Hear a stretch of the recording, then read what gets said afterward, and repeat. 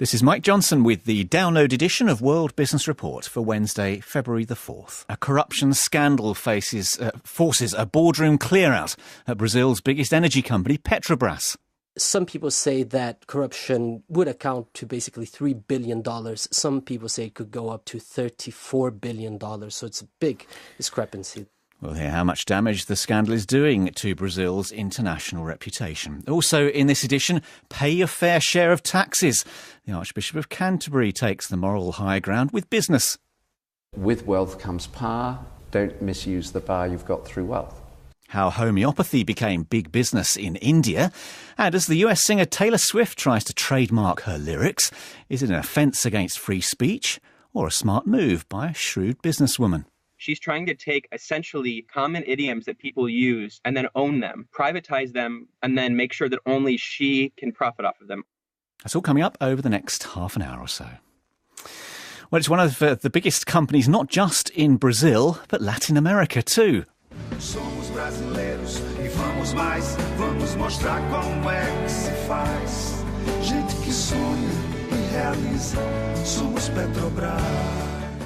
For many Brazilians, Petrobras is the business face of their country. This company ad from 2012 goes as far as to feature people saying, "I am Brazil, I am Petrobras." But even by Brazilian standards, a corruption scandal now embroiling the country's biggest energy company is an eye-popping one. Allegations of price fixing and bribes paid to politicians have shaken the government of President Dilma Rousseff, who chaired the Petrobras board for 7 years until 2010. Prosecutors have uncovered around $800 million in bribes and other illegal funds. More than 200 other businesses are also being investigated. The chief executive of Petrobras, Maria das Graça Força, has now resigned in the wake of the scandal, along with 5 other executives. The BBC South American business correspondent, Daniel Gallas, has been following the story, and he gave me more background.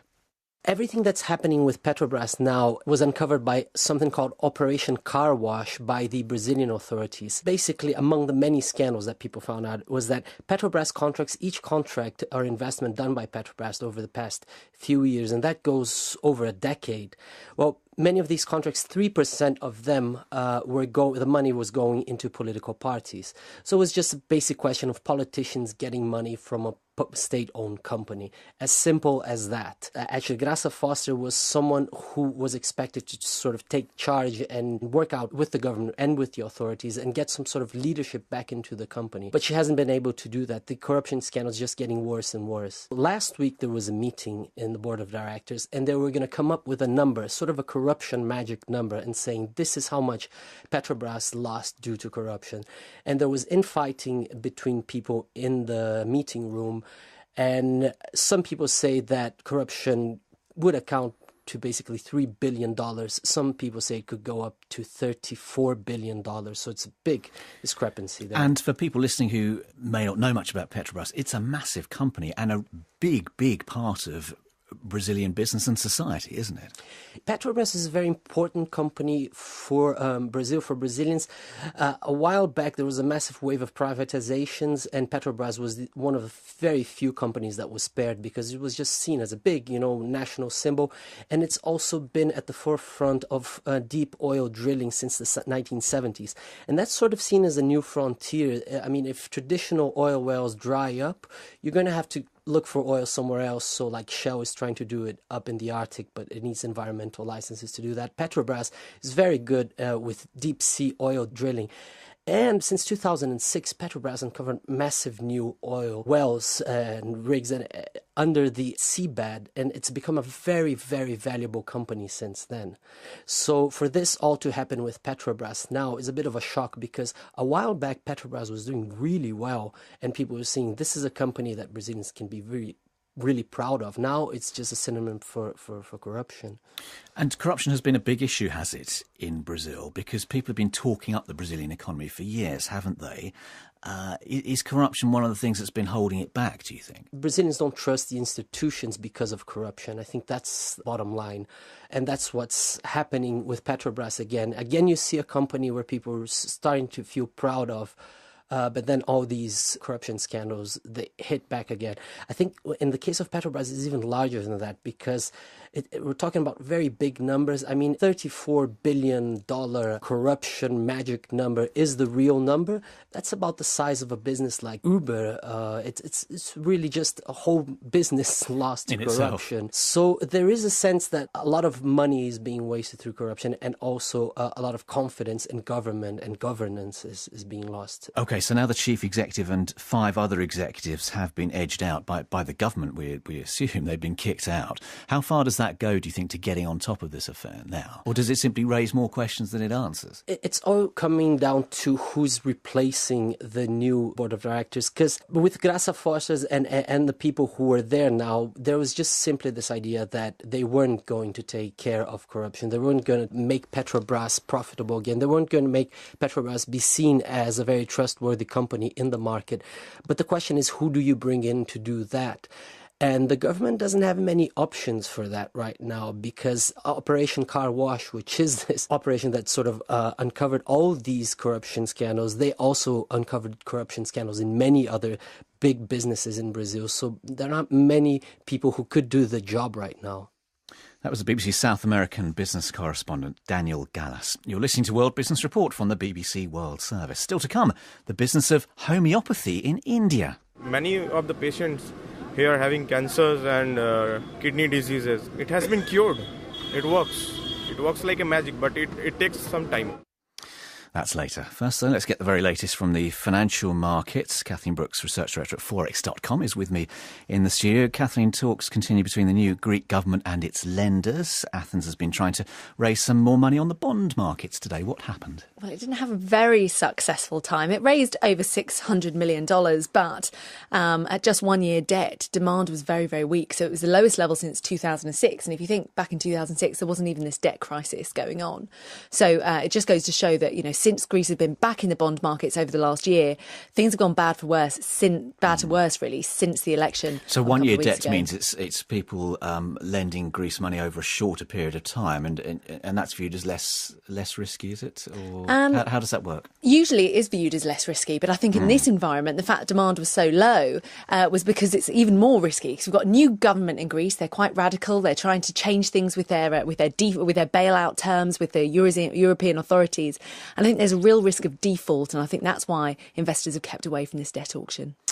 OK, let's see how that goes over the next few days, especially those talks. News from the Chinese central bank today that investors were keeping an eye on. What happened? Absolutely. Well, they loosened monetary policy, so they cut a rate that banks need to hold reserves, basically, which essentially is a bit like an interest rate cut by 0.5%, so bring it down to 19.5% of the reserve required ratio. And that's basically to try and boost lending because its growth has been very, very weak, China. It's been a massive underperformer. The UK is in a much stronger position at the moment than China is, just to put it into some perspective. OK, so that's the Chinese central bank trying to encourage banks not to park money with it, but to go out there into the real economy and lend it to households and businesses. Exactly. Lend it to the public and try and boost growth that way, because it's not been doing particularly well. The Chinese renminbi is also quite strong because it's pegged to the dollar, and that's hurting its exports. OK, and we had some results from General Motors, obviously the American car company. What did we hear today on that? That was really good results from them. Pre-tax profits were up nearly 30% compared to the end of 2013. There was a dividend increase, and then what was really good for the workers, I suppose, each worker is going to get a $9,000 bonus. So Very they really nice. are sharing but it out. It's been battling with all these recalls, hasn't it, over the last few years now? It has, but what's been much better for it actually has been the drop in the oil price, because that's really boosted sales of pickup trucks and SUVs, and that's where GM makes a lot of its money from. So when the oil price was very high, demand for those type of vehicles fell off a cliff, and now it's coming back. All right, Kathleen, thanks very much indeed for coming in. That was Kathleen Brooks at Forex.com. Well, the main share index here in London was at 6,860. The Dow in New York at the moment, that's up 0.33% at 17,726. On the currency markets, the euro is at $1.14.1 US cents. Pay your fair share of tax. That is pretty much the message to business from the Archbishop of Canterbury. He's told the BBC that high levels of inequality need to be tackled, and that although it's wrong to be anti-business, wealth requires responsibility. The BBC's business editor Kamal Ahmed asked Archbishop Justin Welby if inequality was ingrained in society? It's a very good question. Certainly the figures seem to indicate that differentials between pay at the top and average pay have widened hugely in the last 35 to 40 years. And certainly there was a very interesting collection of essays last summer in which Larry Summers contributed, which suggested that the next 40 years will see growing inequality and centred on that. At Davos, it was the big topic of discussion. So clearly people do feel that inequality is becoming systemic, but there is also clearly concern about that. And what should we do about that? We being a mixture of business, government, again setting the culture, the way the tax system works, making sure people pay their fair taxes where the money has been earned. That's a very ancient principle, goes back hundreds of years. There are all sorts of particular areas that address it. It is quite interesting that at Davos, with all the sort of richest people in the world, the most powerful people in the world, this was the major issue that people discussed, and they discussed it at a global level.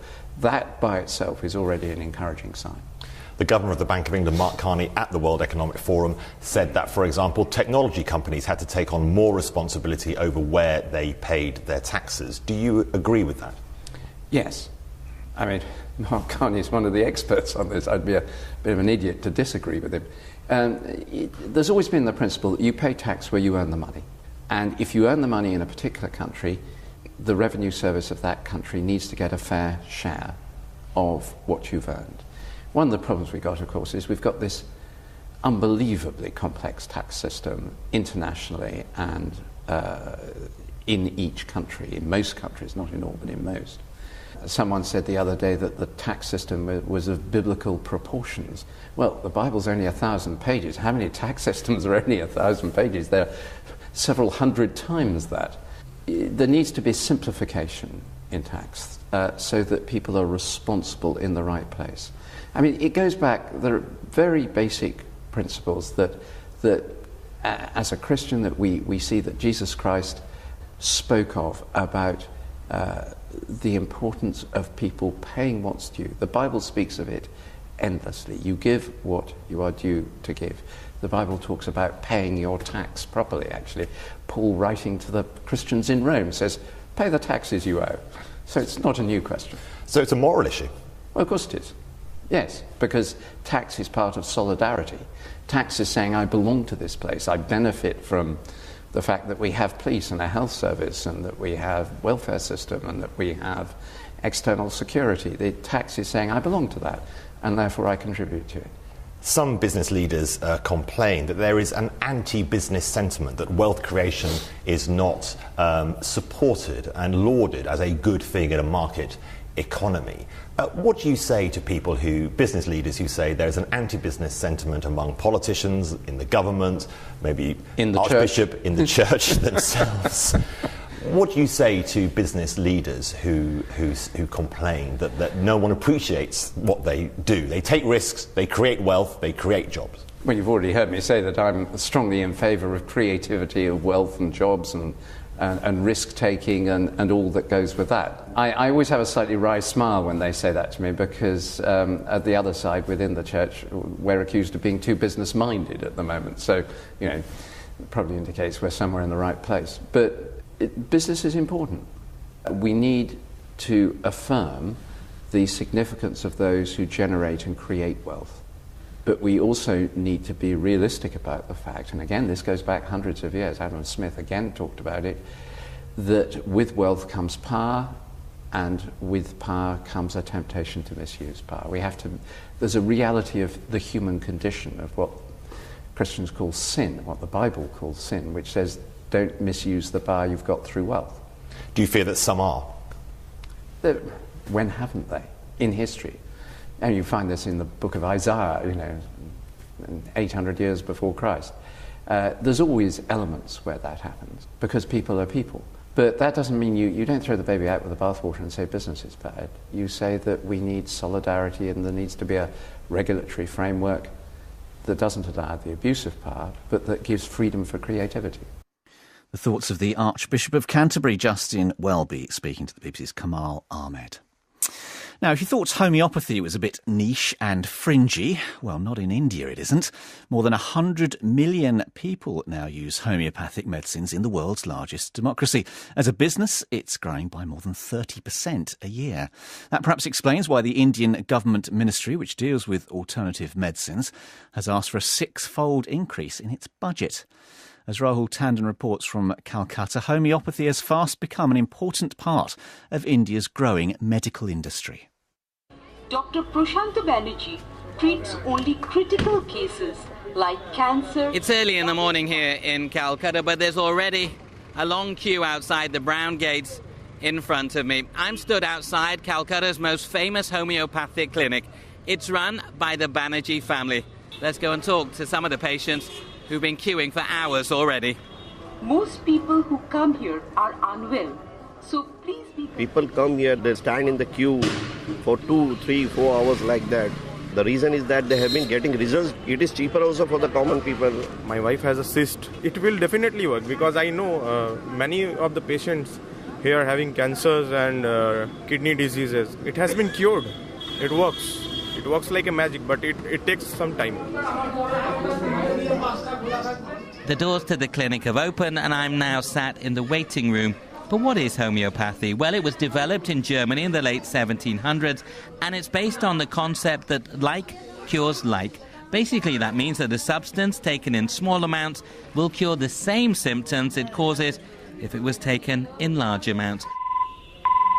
Good evening, City Clinic. Dr. Shormisha Bandyopadhyay, ENT specialist. I've walked a little bit further down the road and come to Dr. Shormisha Bandyopadhyay's clinic.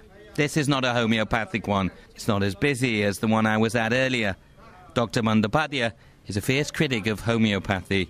She believes that in spite of its growing popularity here in India, many patients are being duped. Lots of patients are being referred by homeopathy doctors in their advanced stages of cancer. In initial stage, they used to say that they can cure cancer. And when the patient used to come to the hospitals, they are already in stage 3, stage 4 stage. In most of the cancer, the stage 3, stage 4 stages are uncurable. In spite of those concerns, homeopathy is getting more and more popular across India. It's a multi-million-pound industry that's growing at more than 30% every year. I've come to have a cup of chai or tea with Sandeep Roy, one of India's leading columnists. All these things coexist, so the same person might be treating himself with both homeopathic medicines and allopathic medicines and see no disconnect in the fact that he's crossing so many streams of medicine that are often butting heads with each other. He takes them sort of equally seriously, which probably makes sense in a country where Hindus have so many gods and you worship all of them and don't give any one particular precedence. I mean, in the world also, I think more than the second or third. But the main reason why homeopathy is so popular here is because people believe that it works. I've come to the house of Tapas Raha. He sat on the sofa having a conversation with his wife. 3 years ago, he was told that he had just a few weeks to live after he was diagnosed with brain cancer.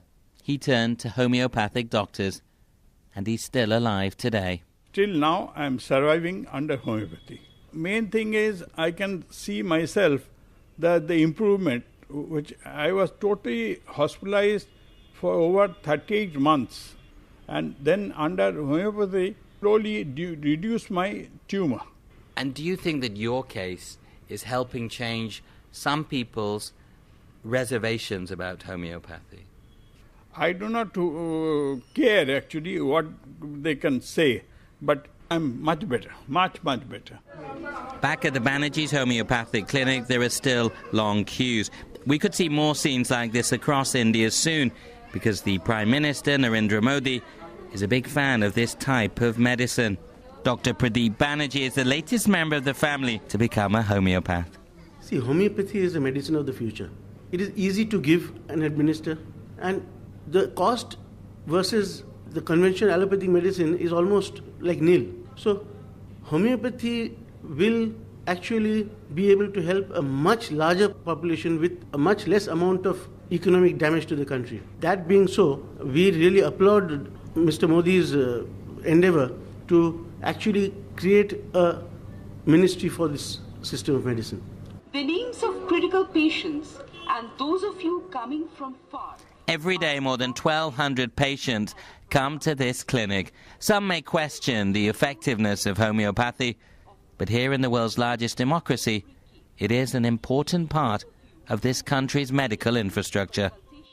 Can also enlist Rahul Tandon reporting from Calcutta. Now, an attempt by the American singer Taylor Swift to trademark lyrics from her latest album is striking a discordant note in some quarters. She wants to stop phrases including "this sick beat" and "we never go out of style" from being used on products like T-shirts and stickers.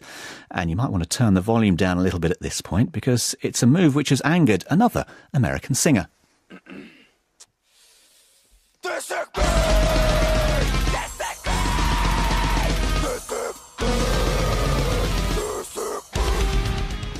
I think you get the point. Ben Norton is so cross about what Taylor Swift is trying to do. He's recording this not terribly lyrically challenging song called "This Sick Beat." He told me why.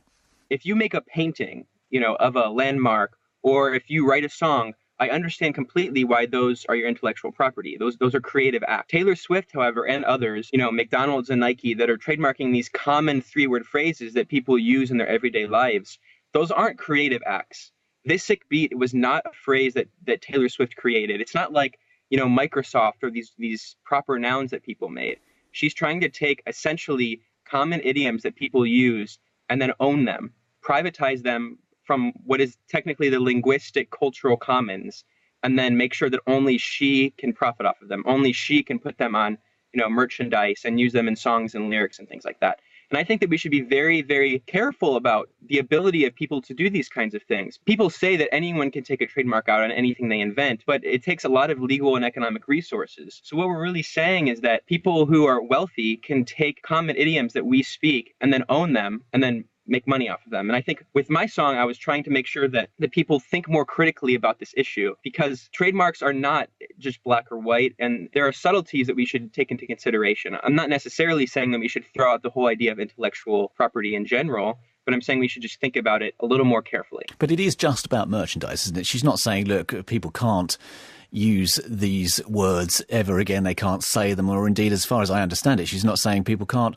put out songs like you've put out this song using those three words, "this sick beat." She's not saying you can't do that. She's simply saying you can't make money by trying to flog a T-shirt with it on. Well, that's part of it. I mean, clearly the most important reason she's trademarking it is for merchandising. And you can look at when she applied for the trademarks, if you go to trademarks.justia.com, there's a list of, paper products, musical instruments. But part of this is it's not just physical merchandise.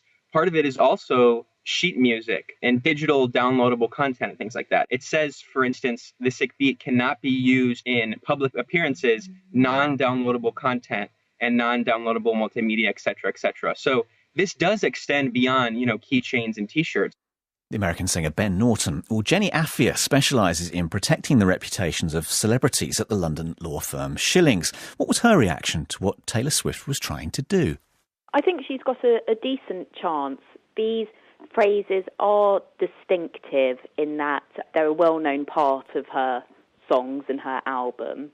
I don't think they've been trademarked previously, and they're capable of being represented in graphic form. So she does stand a good chance of successfully having them trademarked. And are there precedents for, effectively trademarking words, which is what she's trying to do? Yes, definitely. Brands have done it successfully for years. So various memorable advertising slogans have been trademarked. Comedy catchphrases have been trademarked. Even things like colours, slightly more complicatedly smells, the shape of a product. There's a huge range of protection given to commercial products, and what Taylor Swift is trying to do is to say that her song lyrics, distinctive parts of them, are part of her commercial brand. Yeah, because I guess eventually she's hoping, become so closely associated with her in the same way that catchphrases, slogans that brands use become associated with them, the companies behind them would argue. Exactly, and that makes sense with we all know the troubles that the music industry has faced over the years, and how income doesn't derive from selling singles anymore necessarily, but it's the products around the artists. Right, and she's going to need to be able to prove exactly what I've just said, that these phrases, although I guess a phrase like "we never go out of style," it's not exactly a phrase probably that has never been used before in humankind, but she's going to have to be able to prove that these phrases are very closely identified with her as an artist. That's part of it. She will have to prove that they're distinctive, that they're not associated with any other artist or brand. But then it's really important to note, she's not saying that nobody can use those common words. What she's saying is they can't be used in connection with any other commercial product. Like a T-shirt, for example? Precisely. OK, so what she's really trying to do here is keep a hold on her merchandising royalties, possible subsequent merchandising royalties, right? Anyone is free to scream out the words at the top of their lungs if they want to. It's about making a profit from somebody else's brand. Someone put it to me recently that an artist's song is just like their business card nowadays, and where the income comes from are all the associated products around it, which you can make a judgment call on or not, but it is just the state of the industry. Sign of the times. That was the London-based privacy lawyer Jenny Afia. Just time for our main business headline. 6 senior executives at the Brazilian energy company Petrobras, including the chief executive, have resigned following a corruption scandal. And that's all from me, Mike Johnson, and this World Business Report. And that's all for this Download World Business Report. Face of their country. This company ad from 2012 goes as far as to feature people saying, "I am Brazil, I am Petrobras." But even by Brazilian standards, a corruption scandal now embroiling the country's biggest energy company is an eye-popping one. Allegations of price fixing and bribes paid to politicians have shaken the government of President Dilma Rousseff, who chaired the Petrobras board for 7 years until 2010. Prosecutors have uncovered around $800 million in bribes and other illegal funds. More than 200 other businesses are also being investigated. The chief executive of Petrobras, Maria das Graça Força, has now resigned in the wake of the scandal. This is Mike Johnson with the download edition of World Business Report for Wednesday, February the 4th. A corruption scandal forces a boardroom clear-out at Brazil's biggest energy company, Petrobras. Some people say that corruption would account to basically $3 billion. Some people say it could go up to $34 billion. So it's a big discrepancy. We'll hear how much damage the scandal is doing to Brazil's international reputation. Also in this edition, pay your fair share of taxes. The Archbishop of Canterbury takes the moral high ground with business. With wealth comes power. Don't misuse the power you've got through wealth. How homeopathy became big business in India. To sort of take charge and work out with the government and with the authorities and get some sort of leadership back into the company. But she hasn't been able to do that. The corruption scandal is just getting worse and worse. Last week there was a meeting in the board of directors and they were going to come up with a number, sort of a corruption magic number, and saying this is how much Petrobras lost due to corruption. And there was infighting between people in the meeting room. And some people say that corruption would account to basically $3 billion. Some people say it could go up to $34 billion. So it's a big discrepancy there. And for people listening who may not know much about Petrobras, it's a massive company and a big, big part. And as the US singer Taylor Swift tries to trademark her lyrics, is it an offence against free speech or a smart move by a shrewd businesswoman? She's trying to take essentially common idioms that people use and then own them, privatize them, and then make sure that only she can profit off of them. That's all coming up over the next half an hour or so. Well, it's one of the biggest companies, not just in Brazil, but Latin America too. Somos brasileiros e vamos mais, vamos mostrar como é que se faz. Gente que sonha e realiza, somos Petrobras. For many Brazilians, Petrobras is the business on with 5 other executives. The BBC South American business correspondent Daniel Gallas has been following the story and he gave me more background. Everything that's happening with Petrobras now was uncovered by something called Operation Car Wash by the Brazilian authorities. Basically, among the many scandals that people found out was that Petrobras contracts, each contract or investment done by Petrobras over the past few years, and that goes over a decade. Well, many of these contracts, 3% of them the money was going into political parties. So it was just a basic question of politicians getting money from a state-owned company. As simple as that. Actually, Graça Foster was someone who was expected